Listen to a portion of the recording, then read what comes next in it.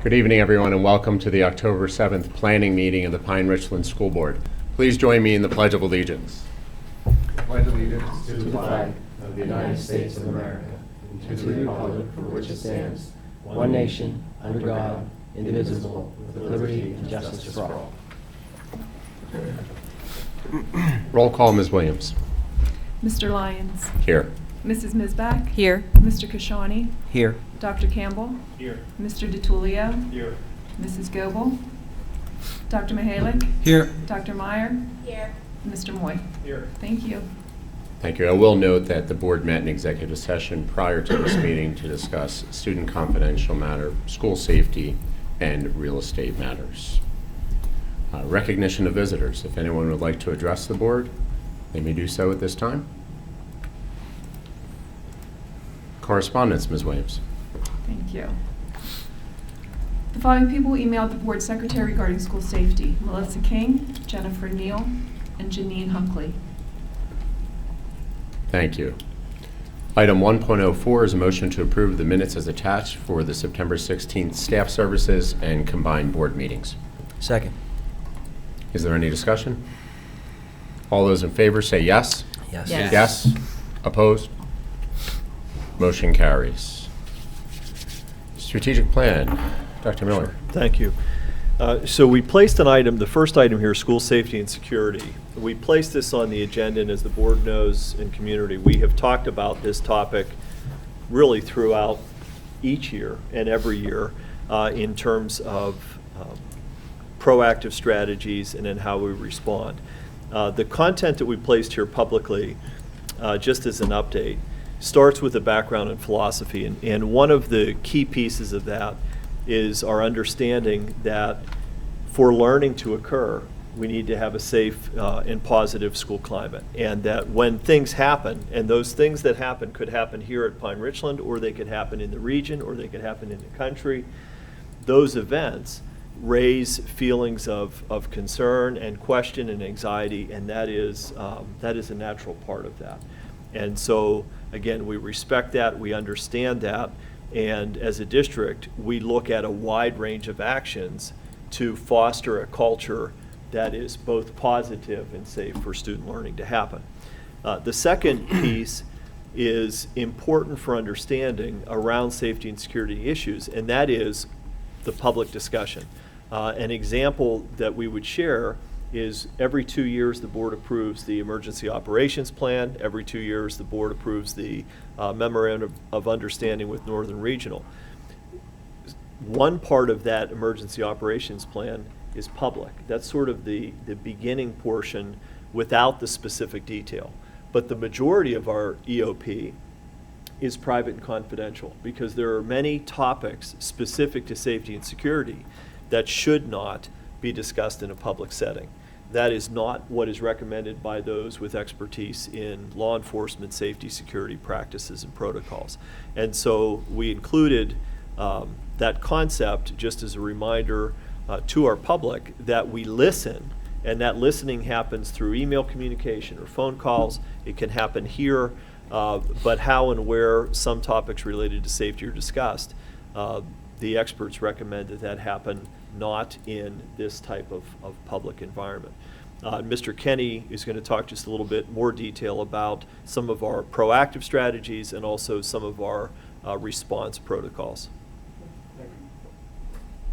So, obviously acting as the Director of Human Resources and Legal Affairs with the district, I am also at the state level identified as the District Safety and Security Coordinator, who's responsible for overseeing safety and security operations and reporting to the state on an annual basis. So what we have done over the last 5 years has really been a multifaceted approach to safety and security at the Pine-Richland School District. As Dr. Miller just mentioned, obviously that starts with our emergency operations plan and the memorandum of understanding with the Northern Regional Police Department. Your emergency operations plan is really the outline of how we as a district, as administrators, faculty, staff, and students would operate under certain circumstances of emergency that occur within our buildings or on our campuses. And as Dr. Miller indicated, much of that plan is private and remains so that we do not publicize that and let others know how we would respond to specific circumstances. As for the memorandum of understanding with the Northern Regional Police Department, it sets a foundation as to how we as the public school district and the Northern Regional Police Department interact with each other as far as information sharing, assisting, reporting of incidents, and that collaboration and cooperation between our two entities. We trumpet and praise at every single instance and opportunity the relationship that we have built with the Northern Regional Police Department. It is, in our words, is second to none. We are in communication with and collaborating with them at every instance and every step of the way when an incident arises. Even if we do not believe it rises to the level of police, we will at times reach out to just verify, to double check, and they are cooperative, collaborative, and provide assistance as needed. Along with that, you see a very significant police presence on our campuses. At every bus arrival, at every bus dismissal, there are Northern Regional Police Department vehicles on campus and are there to support those transitions. On a daily basis, there are walkthroughs that are taking place with the Northern Regional Police officers so that there is a police presence. Students are aware of those police presence in our buildings and are comfortable and familiar with those walkthroughs. The police are doing nightly drive-bys of the buildings to ensure that we are in a safe environment and that they don't see anything strange.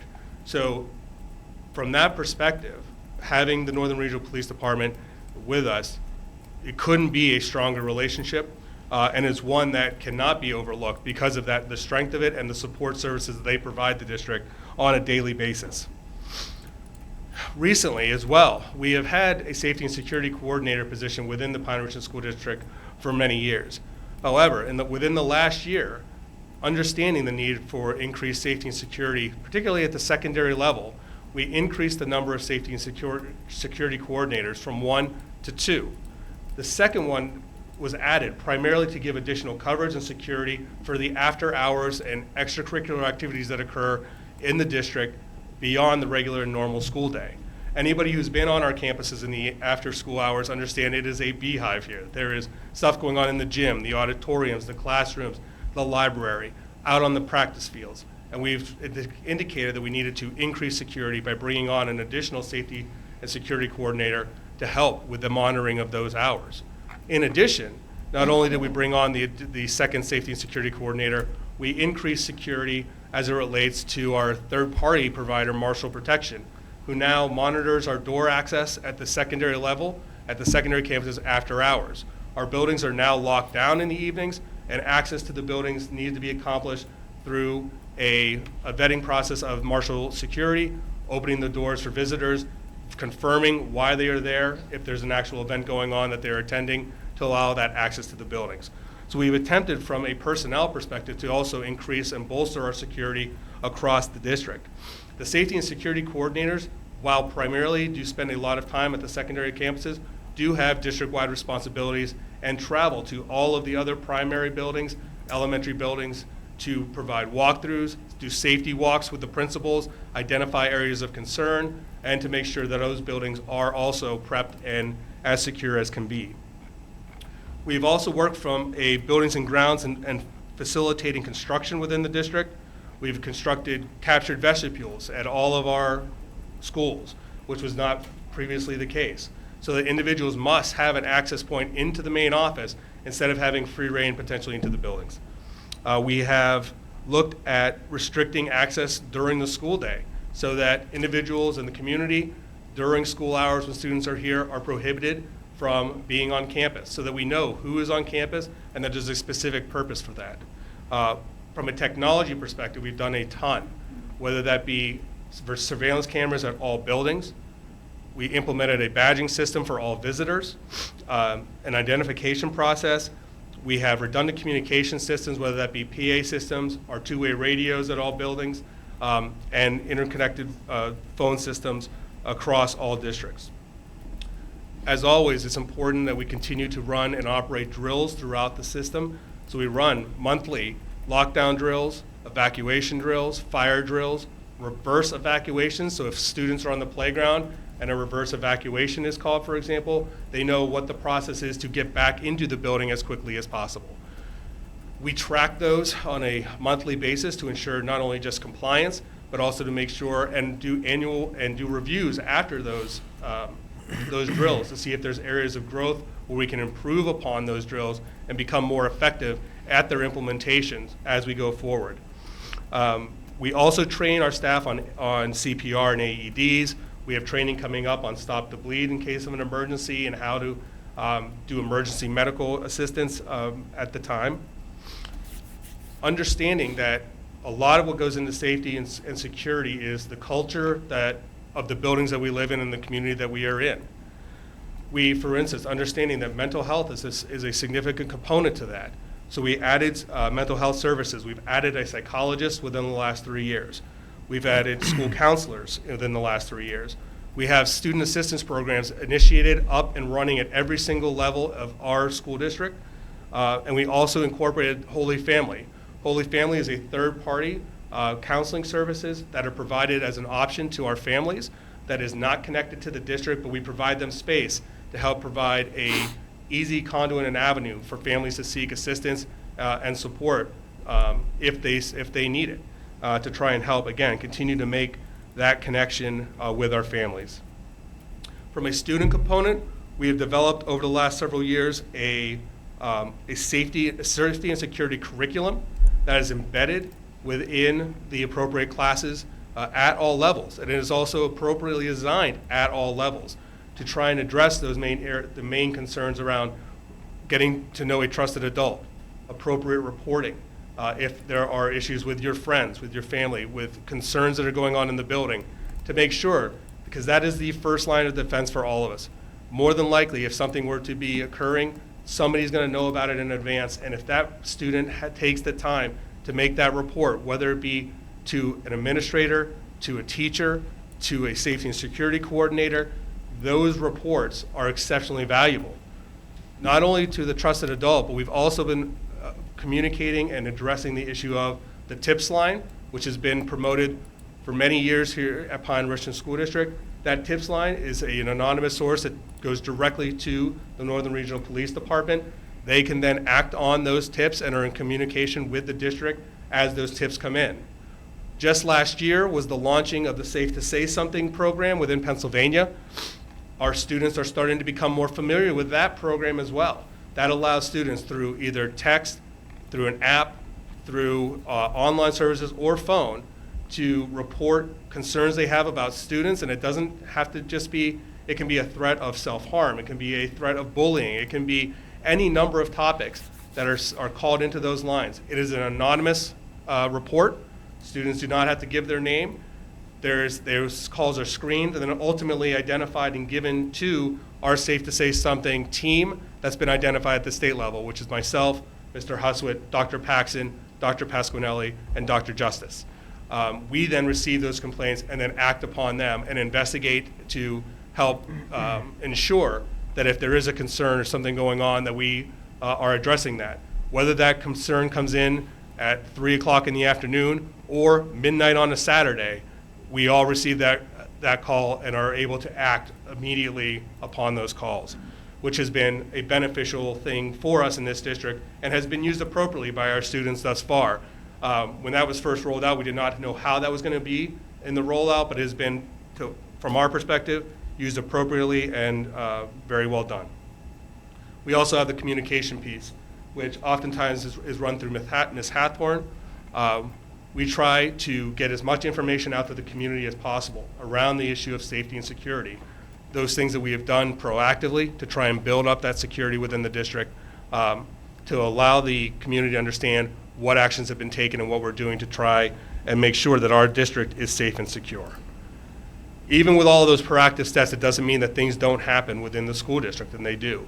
So in those cases where we have to be a little bit more responsive to a specific incident, we want to ensure and understand that every safety concern is taken seriously.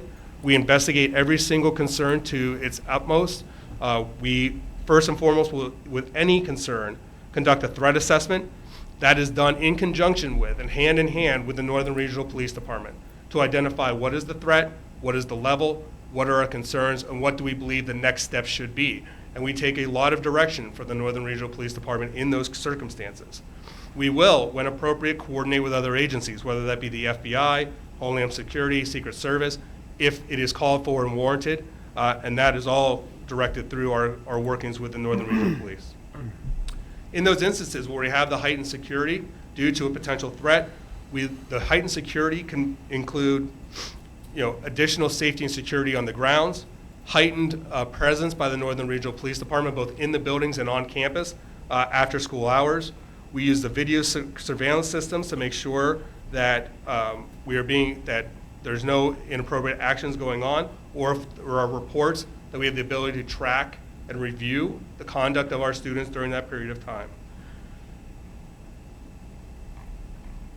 When we get these types of incidents, and as we are in real time investigating, we understand the need and the want of many community members to get additional information or additional communication. There are times that cannot happen, but we try to be as proactive and forward and transparent in the communications that we give to the community. There are, however, understanding certain rights, both from a federal law perspective, for instance, FERPA, the Federal Education and Privacy Act. We cannot provide names of students involved in incidents, what are specific disciplinary actions that were taken with students that were identified. And so we understand the want for information, and we try to get as much information to the community as possible. But we are also constrained legally or otherwise from going that extra step that may be wanted. But we try to make those communications as timely and as timely and as informative as possible during these times of those events, and to wrap that up at the end of an event to say that we're returning back to normal operations. So a lot of this would also be occurring during times when our investigations are still ongoing. And again, not everything can be wrapped up quickly and easily, but we do our best to make sure that the districts understand where we are, making sure that students are safe when they're coming to school each and every day. If there's a concern at all, we obviously take steps to cancel school, reschedule events, cancel after school events, until we are confident that there is no threat, or that the threats have been mitigated, and to move forward. So, Thank you. any questions about steps taken or where we stand today? Okay, thank you. Thank you for the update. Dr. Justice. So we just wanted to update you on the Joint Operations and Student Services Committee meeting that we had this evening prior to the meeting. The topic of that was the demographic study that we hope to conduct, and the potential, which we got consensus on this evening, for redistricting and the timeline associated with that. So this evening there were just 3 main points that we were gaining consensus on. In a moment I'll allow the board to comment on that additionally. However, we got consensus that we will update the demographic study to understand where we are in terms of enrollment trends, and then potential redistricting scenarios during this year, the 19-20 school year. So that was point 1. Consensus was achieved on. Point 2, we did also achieve consensus that we will not be redistricting in 2021. We will be waiting until 21-22 when we will then enact redistricting. So those were the 3 points we discussed. I just want to allow the board a moment to comment on any of those things before we then move forward with the timelines as discussed. Any comments? I'll just say, because I see a friend of mine in the audience who wasn't at the committee meeting, there is a long road ahead. Redistricting has to occur just because the numbers dictate it. So we're going to take our time and give the community many opportunities to share their feedback and input, and where the lines ultimately will be drawn, there's a lot of work to do for that to happen. So.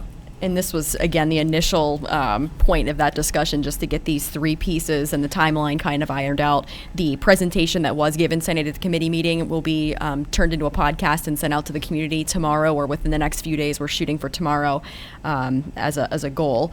And that will be the first in many communications, 2-way involved, including town halls, other forums, et cetera. So more information forthcoming, but that is where we are at this point.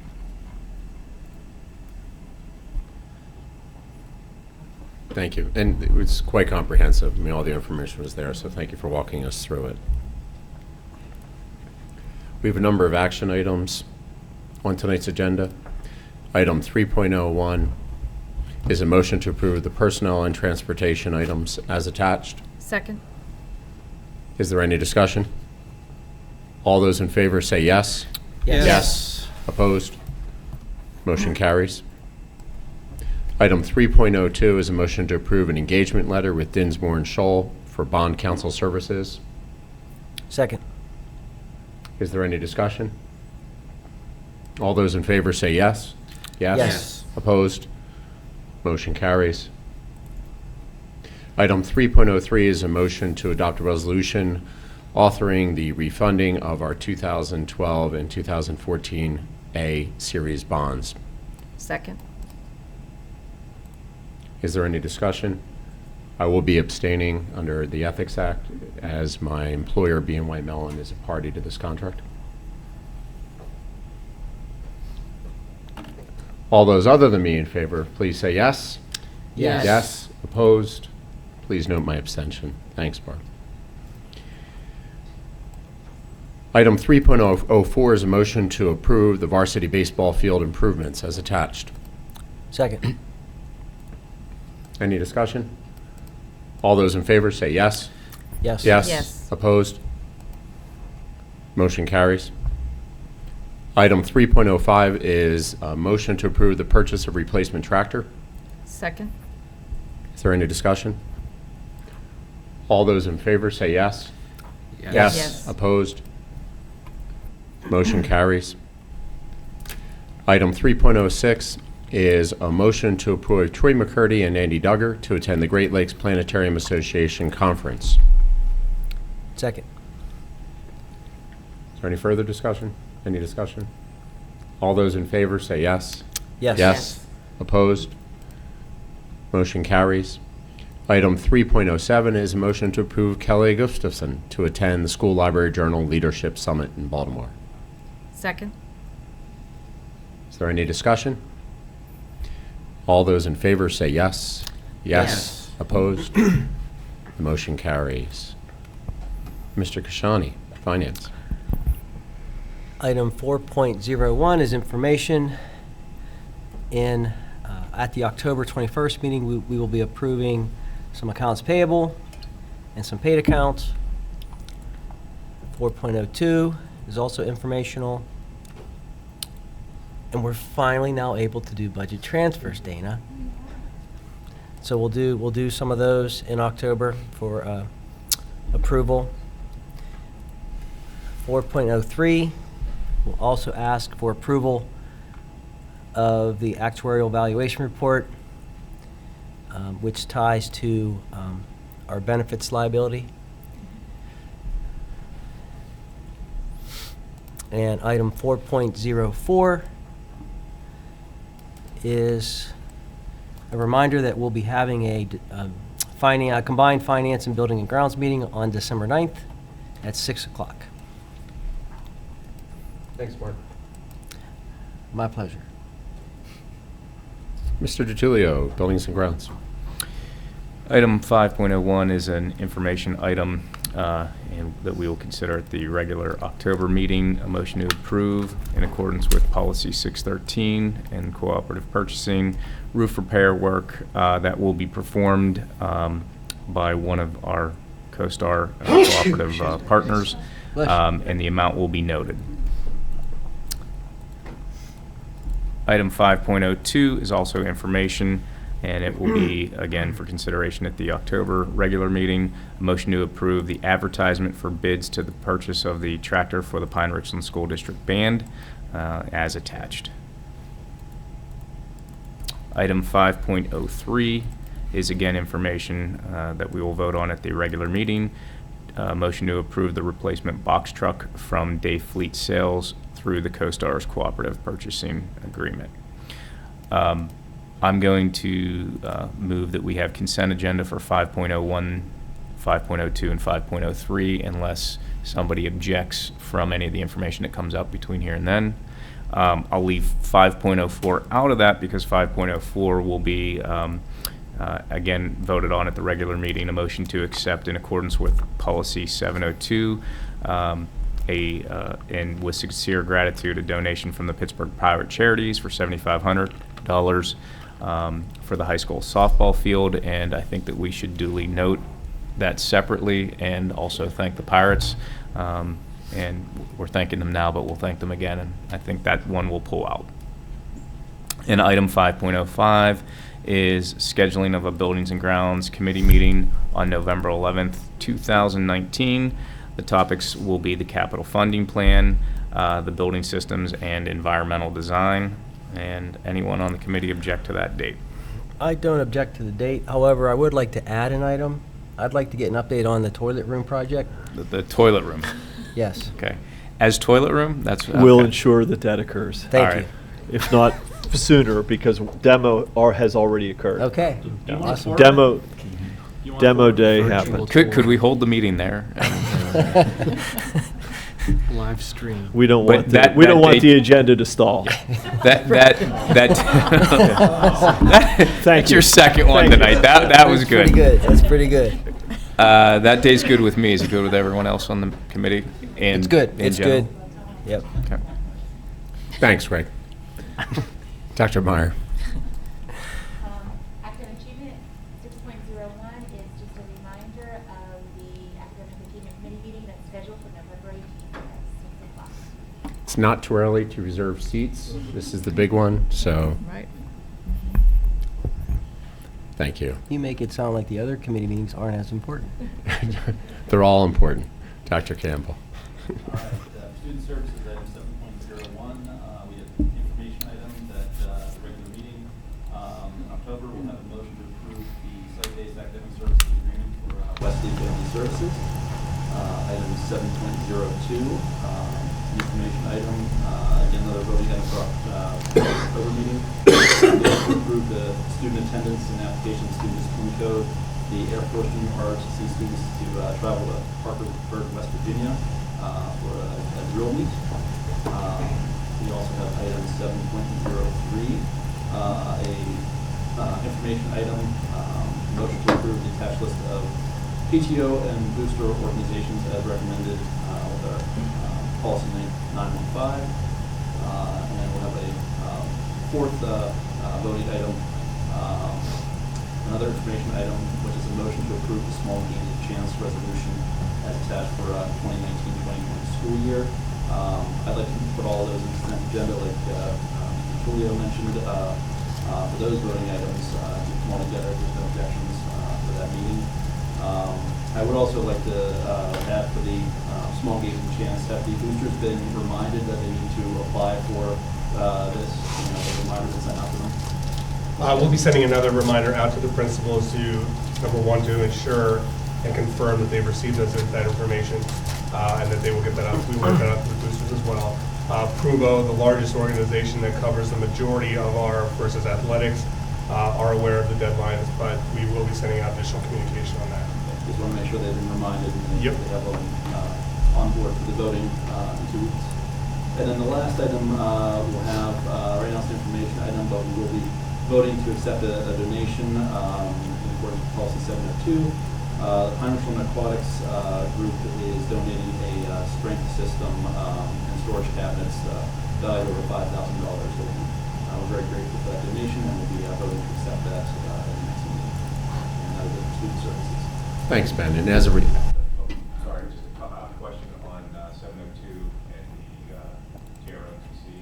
What are our numbers this year? I know it was very successful last year, but just curious if we can get an update on that. Yeah, we're over 100.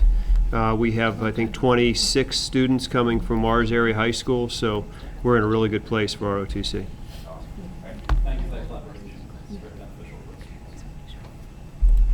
As a reminder, correct, Ms. Williams, that all those items will be combined into one consent Correct. agenda at the Correct. top, just so you know. Separate the donation out as well. So we can Right, process that. yeah, so we'll have that still under the 7 series, but that will be combined with the items Greg had identified on a consent agenda as well, so. Staff services. I'm a little behind on this. Greg, could you do that?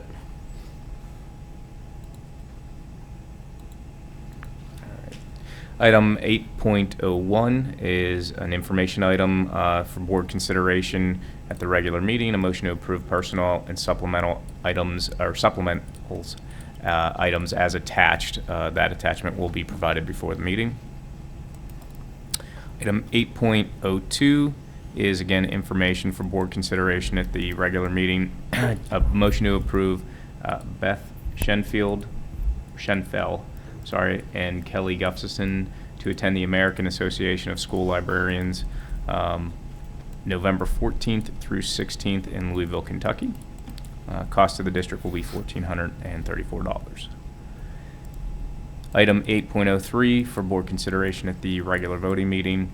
A motion to approve student teachers as attached. We have some from Duquesne, and I'm sure others will follow if applicable. And item 8.04, again, information, policy 918 is required for Hance Elementary because it receives Title I funds. The school receives the Title I funds, are required to conduct outreach to all parents and family members and implement the programs, activities, etc. Does anyone want to discuss this in more detail than what I know? The Title I. Yeah, we're required each year to review, the parent involvement policy. And we do that via a parenting group at hands-on group. That's our target Title I school. And through the meeting, we take feedback regarding the policy, which is time there's not recommended to change.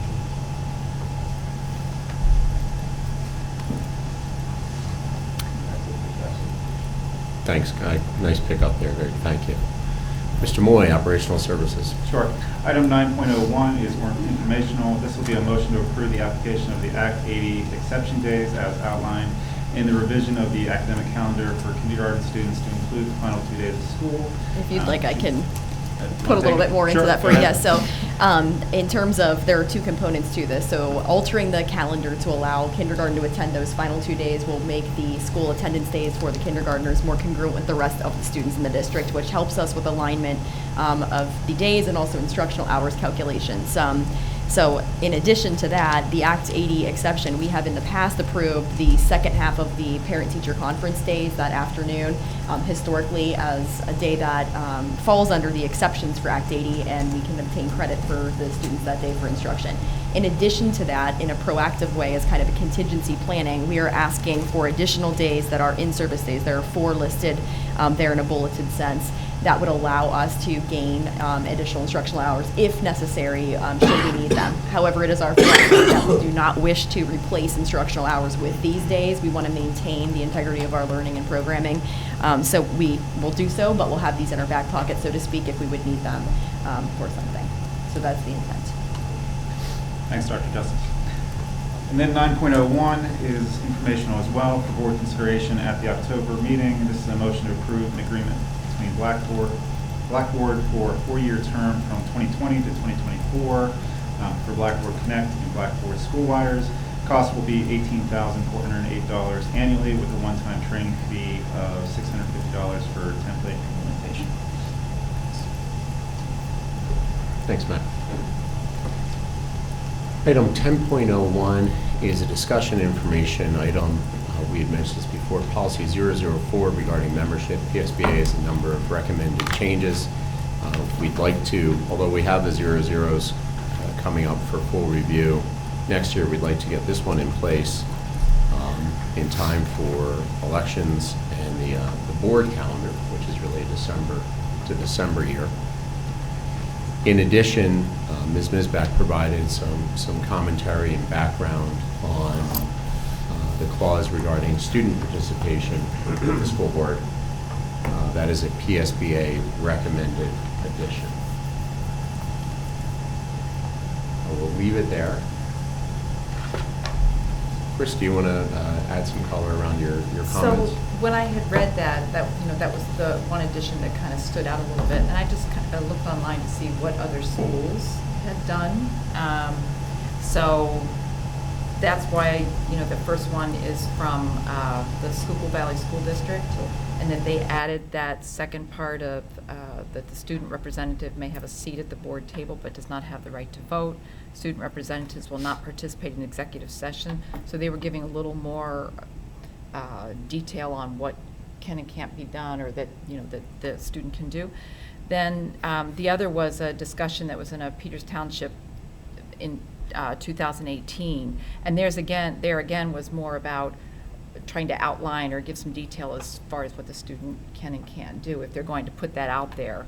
And so then I just had some other input at the bottom for us to, consider, as far as if we put this, approve this language in our policy, do we want to look at the student and what is going to be their role on the board, and give some more guidelines for them to follow? And then also, how would we introduce them to the board and make them feel a part of it, just like we all went through, the onboarding, and how would we do that with the student, and kind of looking at it ahead of time and not just having someone come and not knowing what to do with them. I'd like to add that I serve on another educational board, and about 5 years ago we added a student member onto that board, and it's been very enlightening to have someone from that demographic and age group to give feedback as a non-voting participant. It's been just very beneficial, and we've seen a lot of value to it, and I think that's an interesting addition to our policies, and I'm supportive of adding that in as an option if the board agrees. Did you have guidelines for them to follow so that they would know what they were responsible for, so that they were not like, I don't know what's going on? They were thrown into it pretty fast, and they just they observed for the first couple meetings and then got more into it, and they were there more in an advisory role if we had questions about how the educational program was running, or what their perspectives was, or was on a program or an aspect of the program, as well as how how to improve communications with recent alumni. What platforms are they using? If we want to get them involved with things more, what programs, what mentorship programs would be more beneficial, what career training programs would be more beneficial. So that kind of things in discussion and in board relationships with the students, to have a representative there to be able to ask and get that stuff in real time has been very valuable, rather than having to survey a large group and wait for feedback. We can sort of get things in real time in a way that's much more meaningful to the board. Chris, in your research, did you come across how boards selected students who would serve as the board? I did not look at that, okay. no. And are there guidelines, and would we need to update these, policies to specify that? Yeah, I have experience working in the district that had student representatives on the board. If this language remains and the board approves this change, it doesn't indicate it has to start, next week. So practically, for me, less about this particular language and more about how or does the board want to systematically look at student voice within operations. And a lot of the operations of substance that happen at committee meetings. And so I think for future discussion is, what does that voice look like, when and where does that voice happen? If you recall the social studies in-depth program review, one of the recommendations around the in-depth program review was around civic engagement, and one form of engagement is engagement in local governance, and what does that look like? So I think there are some real opportunities here. If it continues with this added in, I would just say that taking time to really be thoughtful about it would be most important to the success, not only for those first months or days, whenever they might happen, but to sustain something over time. And I'd just add, I think the board's well aware, we do quite a bit with student voice in this district in terms of making recommendations. They were part of the strategic plan. They're part of our in-depth program reviews. They're part of our resource evaluation. So we engage students in many different ways. We're very proud of that. So thinking about other opportunities is great, but we feel good about already the opportunities we provide students across many grade spans to be involved.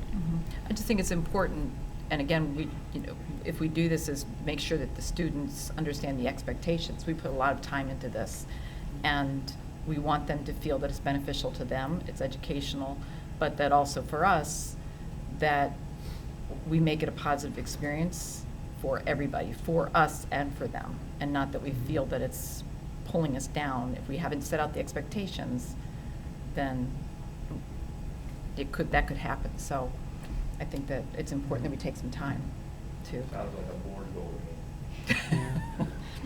So I'm not, yeah, and I don't even know, I'm not convinced of the added value versus, so I'm convinced of the added value of student voice, Yes. student participation, whether it means staying here Monday nights till 9 o'clock, going through box truck, approvals is not entirely clear to me. But I split that question off separately from the question about the motion. And so I'm comfortable with the motion that, and maybe the slight change in the language I would make to that last clause would be, rather than the board authorizes, the board may authorize non-voting student representation on the board.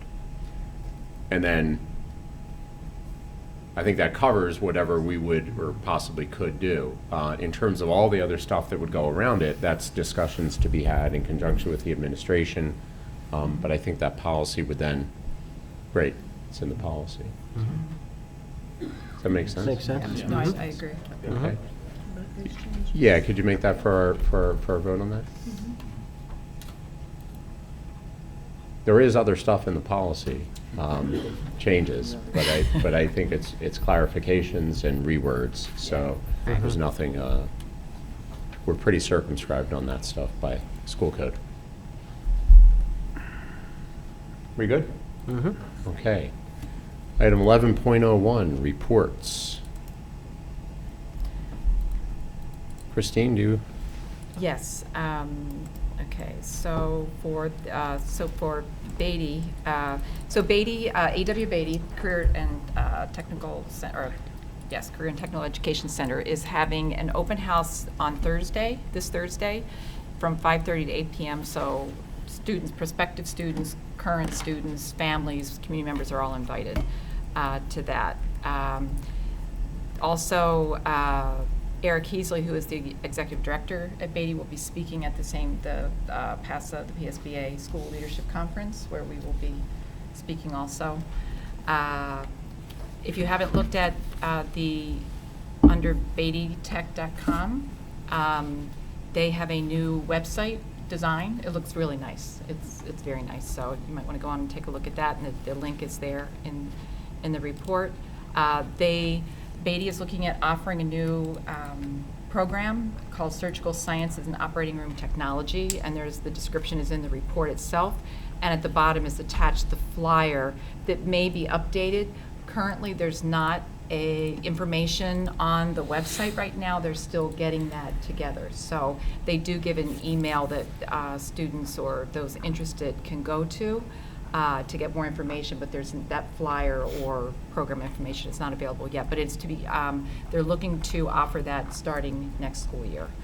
And they did receive a grant from PPG Industries for $30,000 to go towards their auto collision advanced computer programming and FIRST robotics program.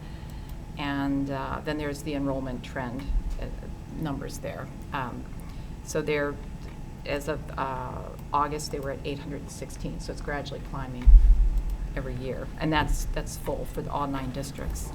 And then the other report is the Just before you go past that, Ms. Misbach, I just want to mention, as part of our awareness committee, we did work with Ms. Hathorn and made some modifications to our district website to increase awareness for Beatty opportunities. So if you go under academics, and there's a link to A.W. Beatty for families to get to quickly.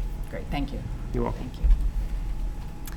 And then also, so the Prof, I'm the liaison to Prof, and Prof is having their annual fall fundraiser on October 13th from 5 to 8 p.m. So if you're interested in going, you can go onto the website. The link is there, and purchase tickets. It's $50 per person. So that will be on the 13th on Sunday.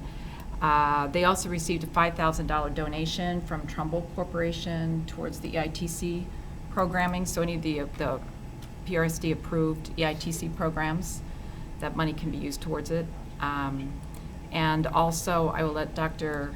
Pasquinelli or Dr. Justice speak to either one of about the potential grants. They, the two of them came to the prof board meeting and updated the trustees on potential grants for this year.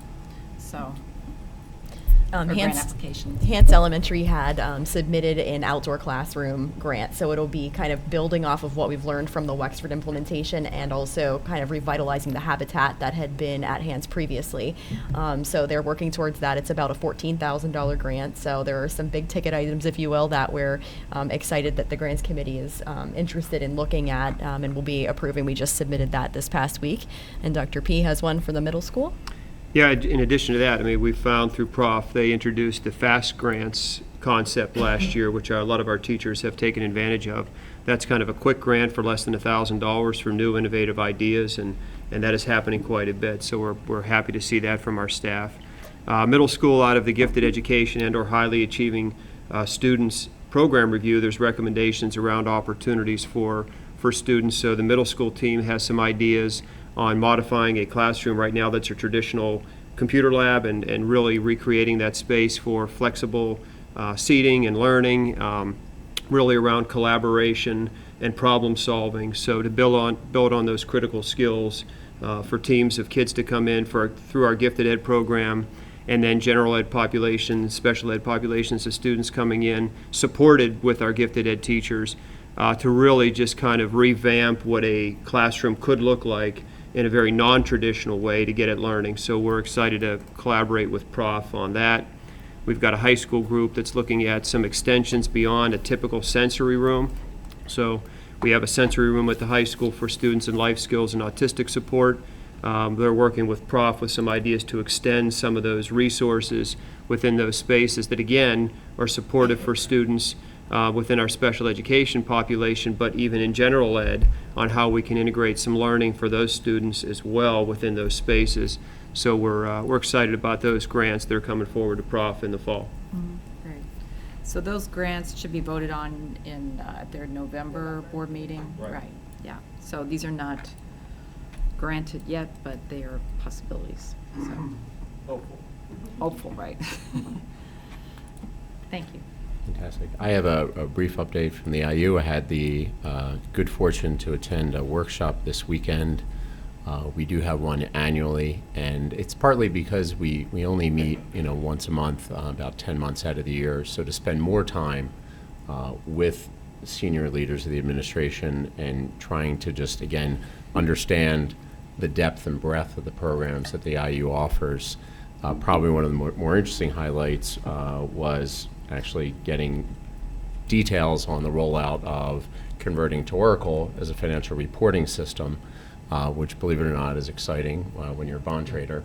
And part of the reason it's exciting is because it hopefully, and this was the sort of good point of the conversation, is it's being levered and implemented in a way that the IU may hopefully be able to expand shared services to do things like run payroll or even take over accounts payable or accounts receivable for some smaller districts. And this is a service that they've stepped in to districts in the past and provided in a pinch, but it is very exciting to see them, taking an approach that allows them to also expand the services, and it could be quite cost effective for some districts.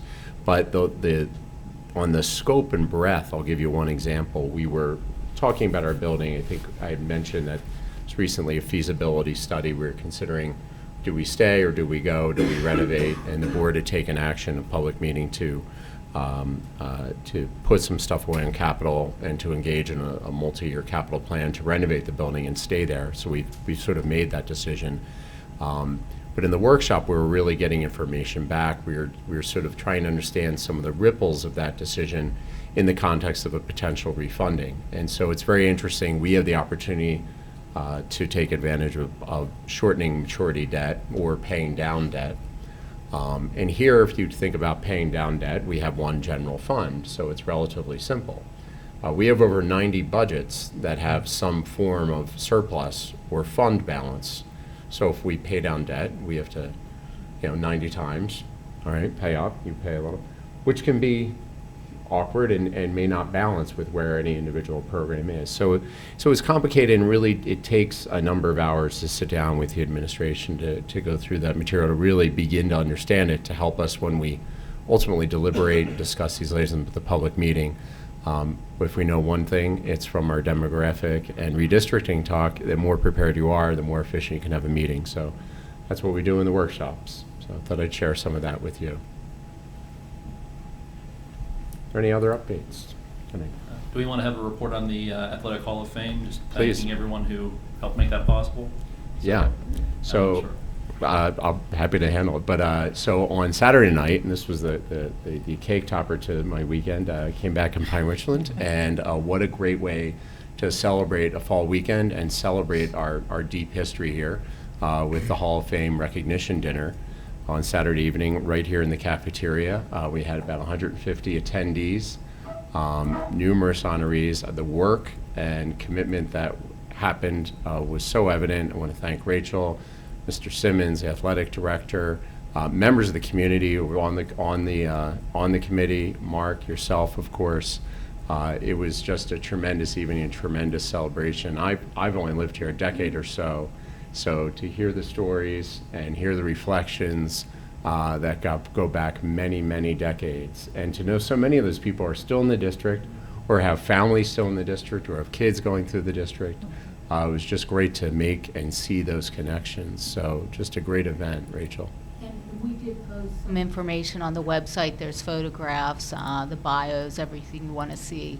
Visit pinerichland.org athletics, and thanks to Dr. Pasquinelli too, who also served on the committee.